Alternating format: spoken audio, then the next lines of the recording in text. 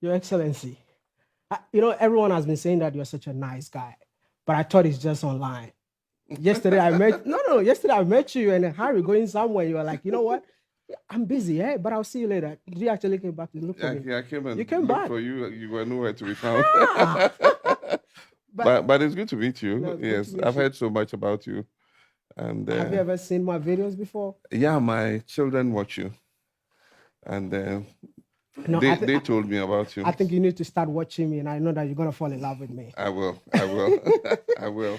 Your Excellency, these questions are coming from me. I'm gonna do more like the questions that a layman Ghanaian has been asking, and Yeah. general African questions and stuff like that. So my first question, I mean, you were once the president of Ghana, Yeah. and the people of Ghana decided to change you. Yeah. I know and believe that you want to be president again. Well, maybe. You never know what happens. What are you gonna do differently this time? Yeah, I keep getting asked this question. Um, we did a lot in my time, and at the time, our focus was on infrastructure because we came and met a situation where our infrastructure was degraded. And so, of course, all the investments that we raised, we put into improving the roads, building interchanges, expanding the airports, new terminal buildings. We built a new harbor. We built new hospitals, new schools, and all that. I know that if we do come into office again in 2025, the fiscal space is going to be very narrow because of the economic crisis in which we are. And so I do think that the next phase we should be looking at, we're not going to have enough fiscal space for large infrastructural projects. But I think that what Ghanaians are looking for is a change in our governance system, a review of our constitution, a strong fight against corruption. I mean, those are the kinds of things young people are looking for. But at the same time, raising investments and putting them in areas where young people can get opportunity to develop their full potential. And so I think that is the agenda for a next NDC administration. It might be me, it might be one of, we're going to have primaries and people are going to contest. And so you cannot presume that I'm going to emerge as the presidential candidate. And I know since you're a nice guy, you're talking about corruption. Will it be possible for you, discipline people who are corrupt in your government? Yes. Because that's one thing that we've been fighting about. I know and believe that you heard about the problems of Africa when you were growing up. I mean, it's been there all the time. Everyone keep on saying the leaders, the leaders, the leaders. You don't think that narrative needs to change? It must change. Today, we held a side event. I'm the chairman of the Tana Forum, which is the leading peace and security think tank in Africa. And we're talking with our European counterparts, and we're talking about investment in Africa, having more control of our natural resources, and issues like that, bilateral trade, the African Continental Free Trade Area. But I was honest to say that other issues that are within our own control to review are things like corruption, good governance, more democracy, free speech, protection of human rights. Those ones you don't need any foreigners to come and do for you. You need to do those yourselves. So those are issues that we must resolve ourselves internally. And then based on that, we can go and sit on the table and tell others that this is what we want to see. But definitely, the fundamental problem of our economy. Yes. We actually export more of our raw materials and importing finished goods. Little value addition. Your Excellency, you don't think this must change just to help the local entrepreneur in Even Ghana? before you talk about value addition, there's the problem of our huge food import bill. When I was in office, we were importing about $500 million worth of rice a year, and we're producing some locally. Today, we're importing $950 million, almost $1 billion worth of rice. And that is only rice. You talk about tomato products, you talk about vegetable cooking oil, you talk about poultry products, you talk about fish and all that. There is the need to diversify our economy. You cannot do it overnight, but the process must start, that we're able to cut down our food import bill. If we're able to cut down our food import bill, we'll be saving Ghana $3 billion a year. That alone is enough to reinvest in the country and be able to add the kind of value that you are going to talk about. But how do you intend to achieve that? I think that farmers need support. We've approached it the wrong way. I realized some of the things that we ourselves did mistakes with. We imported tractors and agricultural equipment and we gave it to farmers. The farmer does not need the tractor, he doesn't need the agricultural equipment. He needs the services of a tractor. So somebody who knows how to maintain that tractor must have a service center where he provides the services to the farmer. But we gave the tractors to the farmers. In a year or two, the tractor has broken down because he doesn't know that every 6 months you must change the engine oil, you must change the filters, you must grease the tractor. He doesn't know that, so we'll approach it differently. I think that this government had an opportunity with the Planting for Food and Jobs. I think that money, part of it should have gone into setting up agricultural service centers where companies that know how to handle agricultural machinery keep the machines, but they offer the services to the farmer at a fee. If the farmer is not able to pay, you can give him a credit line. When he harvests his crops and he sells his crops, he can come and pay what he owes. It will even help with agricultural credit. Because one of the things that I do on the continent is to travel different African countries, promoting young entrepreneurs. And one of the problems that everyone talks about is funding, especially in the agri sector. Yeah. I mean, the youth of Africa today cannot fund this kind of project. So I don't know if the government will come in terms of, if your government comes to power, you'll come in terms of providing funds for young farmers. I think that would be incredible, man. You see, the thing about agriculture and farming is you need the big entrepreneurs to go in, and then based on that, if they put in the processing and the nucleus farm, then you have outgrower farmers.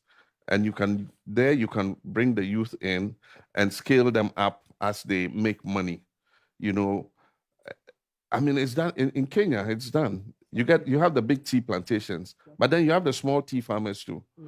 And the small tea farmers, when they grow, they sell to the big tea plantation who process the tea for export, and so everybody makes money.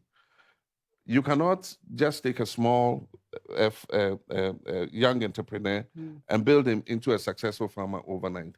He needs to be mentored by a bigger entrepreneur. And don't tell me we don't have entrepreneurs in Ghana. We have them. They're buying Ferrari cars. They're buying Bugattis. Instead of looking into agriculture. I mean, one of our MPs said, if you want to be a poor man, go into agriculture. He doesn't know. He should go to East Africa and see some of the richest people are farmers. And I'm sure that if our people just stopped trading, as soon as somebody gets money, all he wants to do is trade. Make up and so. Yeah, no. And then go to China, go to Dubai, go bring things, come and sell. And so when duties are high, we're crying, Guta is on strike, and so on and so forth. But I mean, if we're able to grow what we eat what we grow, I think that we would be successful as a nation. It's a process that must start. And I had hoped that this government would be able to start it. But unfortunately, the economic crisis in which they have landed the country, I wonder how we're going to be able to raise the capital. But these are the kinds of projects that African Development Bank is interested in. I mean, I think my audience will be a bit sad if I don't talk about Africa because we're focusing on Ghana too much. Yes. I know your father used to be in the Nkrumah's government. Yes. So are you a fan of Kwame Nkrumah? Yes. I grew up as an Nkrumahist. I still am an Nkrumahist. My actual first political orientation was CPP. Wow. Yeah, and so I joined NDC when it was formed. Nkrumah talked about borderless Africa. Yeah. I've been a victim. I just had a brawl at the Togo-Ghana border just because I refused to pay bribe. Yeah. I mean, as a young African trying to travel within Africa, it's extremely difficult to travel within Africa. I mean, you're once a president. You don't think Africa need a border? We should be a borderless continent, just like Europe. I had a visa for Germany. I was in Austria. I was in Netherlands. No one asked me anything. But on the continent of Africa, there's no free movement of people and goods. I mean, I will want to ask you, because I'm so much advocate for this. And when you come to power, what are you going to do to change that? Well, I was president of Ghana, and so I was a member of the AU, Authority of African Heads of States. We prepared the protocol for visa-free travel in Africa. We're going to pass it in Kigali. At the last minute, there were objections from, I remember South Africa, but there were 2 or 3 countries that objected and said we should delay it until much later. Now, you know what I did? I came back to Ghana And I said, well, if the other countries won't pass it, we'll pass it in Ghana. And so I allowed visa-free travel for all African passports. You can apply for your visa at the airport. And people started taking advantage of it. Today, if you have an African passport, you can travel to Accra and apply for the visa when you get to Accra. And it hasn't changed Ghana in any way. Nothing extraordinary has happened. So I don't see why we cannot start with visa-free travel. In ECOWAS, we have it. ECOWAS, if you fly into Nigeria, you don't need a visa. I agree with you that the borders and the parochial things that the people do there it's not sanctioned. I mean, these are corrupt individuals who try to take advantage of a situation. Otherwise, in ECOWAS, we should be able to travel to and from each other's countries without paying anything, I mean, the passport control or whatever control is just for record purposes and to capture the statistics of how people go back and forth. But otherwise, you're not supposed to pay anything. And I do think that we should sanction people like that. You should have reported whoever it was. I did. I even made videos about it, but nothing happened. I see. And it's not just me, because I met thousands of people at the border who did not have the 2,000 franc just to cross to Togo, so they were stuck at the border. And the same thing happens from. Was it on the Ghana side? On the Togo side. So I finished. You have to pay 2,000. So it's everywhere. If the Togolese are coming to Ghana, they have to pay. If Ghanaians are going to Togo, they have to pay. It's something that exists at our borders. Is it a single stop border crossing point? Because we built, before I left office, I know we built a border crossing point where both the Togolese and Ghanaian immigration and customs were supposed to do a one-stop check. It's not like that. You're talking of Aflao? Aflao, yeah. It's not like that. Aflao, you come to the Togolese side, then you cross over, come to the Ghanaian side. Exactly. Before I let you go, I know my time is up, but Your Excellency, when it comes to Ghana, I know there is a national development plan, but we don't implement the national development plan, and that is hindering Ghana's development. I personally believe that Ghana will never develop if we don't start working on our development plan. It's just that I saw you did projects somewhere around the Volta region, going to the Volta region. When the next president came, they abandoned it. Yeah. I don't think it has to be like this. If there is a national development plan that if you're out of office, the next president that comes to power needs to make sure he continue where you left.